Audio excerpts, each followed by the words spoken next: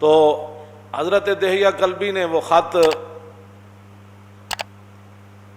بصرہ شام کے گورنر کو پہنچایا. یہ بخاری شریف کے اندر ہے کہ نبی علیہ الصلوۃ والسلام نے خط جو بھیجا تھا وہ دہیہ کلبی کے پاس دیا اور فرمایا یہ پہنچا دے.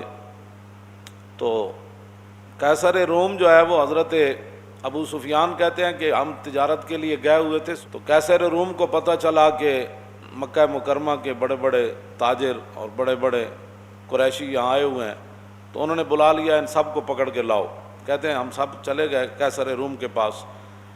تو اس نے کہا کہ اس بندے کو سب آگے لاؤ جو حضور کے نسب کے زیادہ قریب ہے. تو حضرت ابو سفیان فرمانے لگے کہ مجھے آگے کیا گیا. کہا کہ آپ حضور کے زیادہ قریب ہیں حضور نسب کے. انہوں نے کہا فرمایا ادھر بیٹھ جاؤ. بٹھا دیا. فرمایا میرے ساتھ جتنے ساتھی تھے ان کو میری پیٹھ کے پیچھے بٹھا دیا اور کہا کہ اگر یہ حضور کے بارے میں غلط بیانی کریں تو آپ نے مجھے بتانا ہے. اس نے پھر رسول اللہ کے بارے میں، یہ بخاری شریف کے اندر موجود ہے، اس نے پھر رسول اللہ کے بارے میں سوالات کیے قیصر روم نے.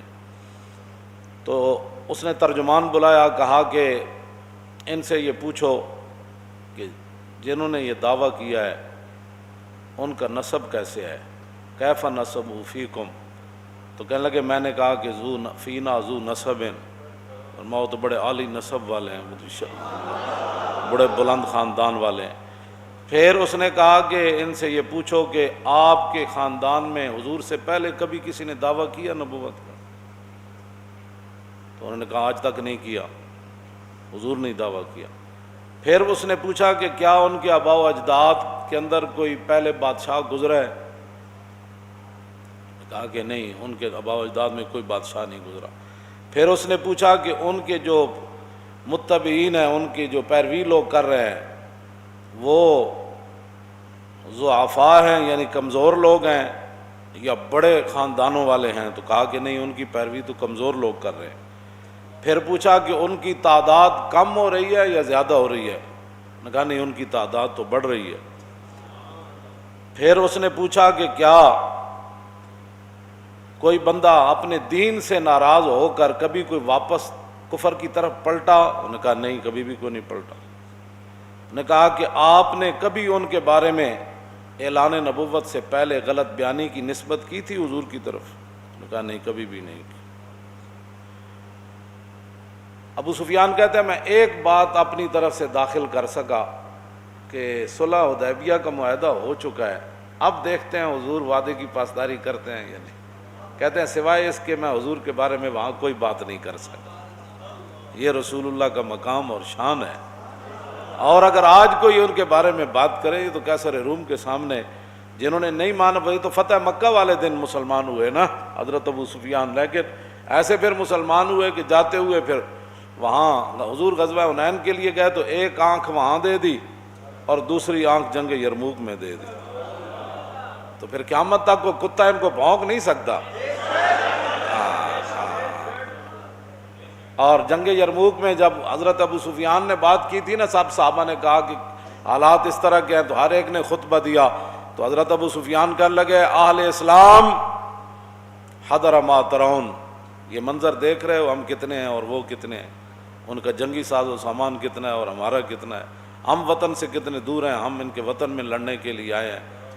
جب یہ باتیں کی تو صحابہ ظاہر ہے موجود تھے سارے بڑے بڑے. تو فرمایا پریشان ہونے والی بات نہیں، فہذا رسول اللہ. فرمایا حضور بھی جنگ یرموک میں حضور بھی جلوہ گر ہیں، فہذا رسول اللہ. تو وہاں آپ کی دوسری آنکھ بھی چلی گئی. تو کسی کو کیا پہنچتا، اب کوئی بچپن کی باتیں شروع کر دے کہ میں ایسے ہوتا تھا تو پھر میں ایسے ہوتا تھا. تو بعد جو الاسلام یہدم ما کان قبلہ، اسلام کا یہی تو کمال ہے کہ اسلام سے پہلے جتنی باتیں ہوتی ہیں جب کلمہ پڑھ لیتا ہے وہ باتیں ساری ختم ہو جاتی ہیں، بات ختم ہے.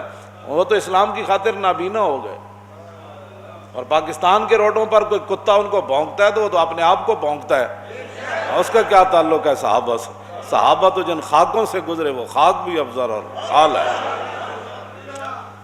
کتنی صداقت ہے. فرمایا میں حضور کے بارے میں کوئی بات نہیں کر سکا، صرف ایک بات کر سکا کہ حضور نے کبھی بھی ایسی بات نہیں کی، لیکن اب دیکھتے ہیں کہ رسول اللہ صلی اللہ تعالیٰ علیہ وآلہ وبارک وسلم جو ہے وہ کیا کرتے ہیں، اب نہیں پتہ۔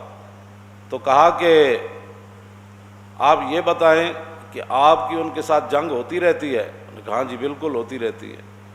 نے کہا کہ وہ جنگ کا نتیجہ کیا ہوتا ہے؟ کہا کہ الحرب سجال، جنگ تو ایک ڈول ہے، جس طرح پانی بھرنے کے لیے بندہ کنویں میں پھینکتا ہے تو ڈول، تو کبھی ایک آدمی پانی ڈول سے نکال لیتا ہے، کبھی دوسرا۔ مطلب یہ تھا کہ کبھی ہم جیت جاتے ہیں، کبھی وہ جیت جاتے ہیں۔ یہ اس نے پھر پوچھا کہ وہ آپ کو حکم کیا دیتے ہیں، کس بات کا؟ انہوں نے کہا کہ قلت یقول اعبدوا اللہ وحدہ ولا تشرکوا بہ شیئا واترکوا ما یقول آباؤکم ویامرنا بالصلاۃ والصدق والعفاف والصلہ۔ انہوں نے کہا کہ وہ ہمیں حکم دیتے ہیں کہ جناب اللہ کی عبادت کرو، اور جن پر تمہارے آباء و اجداد تھے بتوں کی پوجا کرتے تھے وہ سارے معاملات چھوڑو، اور حضور ہمیں نماز کا حکم دیتے ہیں، سچائی کا حکم دیتے ہیں، پاک دامنی کا حکم دیتے ہیں، اور رسول اللہ صلہ رحمی کا حکم دیتے ہیں۔ کہا کہ حضور یہ ہمیں حکم دیتے۔ اب 11 سوالات کیے اور ان میں سے جواب 9 کے، پھر وہ اس کو ویسے ہیراکل پڑھتے ہیں، ہیراکل یا ہیرکل پڑھتے ہیں، ویسے لوگ ہیرکل کہتے ہیں، ہیرکل یا ہیراکل دونوں طرح۔ انہوں نے بخاری شریف کے اندر بھی اس کا ضبط دیا ہوا ہے کہ اس لفظ کو کیسے پڑھنا ہے۔ اس نے پھر آگے سے حضور کی ترجمانی کیا کی، سنیں۔ اس نے حضرت ابو سفیان کو کہا کہ میں نے آپ سے یہ پہلا سوال کیا تھا، فقال لترجمانہ قل لہ سألتک عن نسبی فذکرت انہ فیکم ذو نسب وَكَذَلِكَ الرُّسُلُ تُبْعَثُ فِي نَسَبِ قَوْمِهَا۔ میں سب سے پہلے میں نے تم سے یہ سوال کیا کہ ان کا نسب کیسا ہے، تو آپ نے خود کہا کہ وہ تو بڑی عالی نسب والے ہیں۔ قیصر روم کہنے لگا کہ یہی تو نبیوں اور رسولوں کی شان ہوتی ہے، یہی تو نبیوں کی شان ہوتی ہے کہ وہ اعلیٰ نسب ہوتے ہیں۔ اس پر میں کوئی دائیں بائیں نہیں جانا چاہتا، یہ بات رہ جائے گی، لیکن آپ خود سمجھ لیں کہ جو حضور کے مقابلے میں باتیں کرتے ہیں ان کی اپنی حیثیت کیا ہوتی ہے، وہ کون ہوتے ہیں۔ دوسرا کہتے ہیں میں نے سوال کیا کہ آپ کی قوم میں کبھی کسی نے یہ بات کی ہے، تو آپ نے کہا نہیں کی۔ تو کہتے ہیں ان پر الزام تو آپ تب لگاتے، پہلے یہ ریت چلی آتی کوئی یہ بندہ کرتا ہے میں نبی ہوں، کوئی یہ کرتا ہے، جب آج تک کسی نے بات نہیں کی تو پھر نبی برحق یہی ہے۔ پھر میں نے تم سے یہ سوال کیا کہ کیا ان کے آباء و اجداد میں سے کوئی بادشاہ ہوا ہے، تو تم نے کہا کوئی نہیں۔ تو اگر کوئی نہیں تو پھر تو نبی برحق ہے۔ اگر ان کے آباء و اجداد میں کوئی بادشاہ ہوتا تو ہم یہ سوچتے کہ وہ اپنے باپ اور دادا کی بادشاہی واپس لینے کے لیے دعویٰ کر رہے ہیں۔ جب ہوا ہی کوئی نہیں تو پھر آپ کو کیا مسئلہ ہے، آپ کیوں نہیں کلمہ پڑھتے ہو؟ کیوں نہیں پڑھتے آپ کلمہ؟ پھر میں نے آپ سے یہ سوال کیا کہ کیا آپ نے اعلان نبوت سے پہلے کبھی کوئی غلط بیانی کی نسبت حضور کی طرف کی، تو آپ نے کہا نہیں۔ اللہ، تو کہا کہ جو نبی لوگوں کے ساتھ غلط بیانی نہیں کرتے وہ رب کی طرف غلط بیانی کی نسبت کیسے کر سکتے کہ اللہ نے مجھے نبی بنایا؟ تو جب لوگوں کے ساتھ انہوں نے کبھی ایسی بات نہیں کی تو وہ اللہ کی طرف کیسے نسبت کر سکتے؟ گل اے وے جڑ سمجھ آ جائے تو خط نال بھی آ جائے، جی سمجھ آ جائے تو غیروں کو پوچھ کے بھی مقام رسول سمجھ آ جائے، جے نہ آوے تو ساری زندگی قرآن و حدیث پڑھ کے مولویوں دیا تقریراں سن کے بھی سمجھ نہ آوے، پھر بھی بندہ غیراں دیاں گلاں کرے۔ کہتے ہیں میں نے پھر آپ سے یہ دوسرا سوال کیا کہ ان کی اتباع کمزور لوگ کر رہے ہیں یا بڑے لوگ؟ تو آپ نے کہا کہ ان ضعفاء اتبعوا وہم اتباع الرسل۔ انہوں نے کہا کہ نہیں کمزور لوگ کر رہے ہیں، تو انہوں نے کہا کہ آدم علیہ السلام سے لے کر حضور تک جب بھی کسی نے ابتداءً پیروی کیا تو کمزور لوگوں نے کیا، بلکہ یہ تو تانا دیا قوم نوح نے بعد الراج کہ تواڈے غریب تے پست لوگ تواڈی اتباع کر دین، اسی پیسے والے انہاں غریباں نال کیویں بیٹھیے؟ قیصر روم کیوں جی گفتگو کی تھی؟ کہتا میں تیرے کو اے پوچھا تسی اے جواب دیتا، پھر اے پوچھا، پھر نبی ہوندے ہی ہو جائیں۔ پھر کیا انہیں کدی بھی غلط بیانی، انہیں کہا نبی کدی بھی غلط بیانیاں نہیں کرتے. پھر کردیا انہیں کہا میں تیرے کو پوچھا کہ اج تک کوئی دین نو چھڑیا؟ انہیں کہا نہیں. انہیں کہا دین ہوندا ہی ہوے جڑا داخل ہو جائے کدی باہر نہیں نکلدا ہوندا. پھر تو میں پوچھا تیرے کو کوئی دین نو چھوڑ کے حضور نو گیا؟ میں کہا ہوتے تے پتھر بن کے بھی کہندے سن حضور حکم تو دیو، ہوتے تے کھجوراں کھا کے بھی کہندے سن حضور حکم تو دیو، گھوڑے سمندر جی سٹ دیاں. آخر تے پتہ کی اسی کیسر روم نے ایتھے تے انگوٹھے چومن تے جھگڑے نا. اور کہن لگا اے جو کچھ میں تہاڈے کول پوچھیا نا تے اے یاد رکھو، اے میں جتھے بیٹھا فسا یملکو موضع قدمی ہاتین، اے میں جس سلطنت تے بیٹھا نا آج سپر پاور دا بادشاہ، اے یاد رکھو ابو سفیان ایک وقت آئے گا محمد عربی دے غلام سلطنت تے قبضہ کر لینا. جتھے میں بیٹھا اس جگہ بھی حضور دے غلاماں نے قبضہ کر لینا.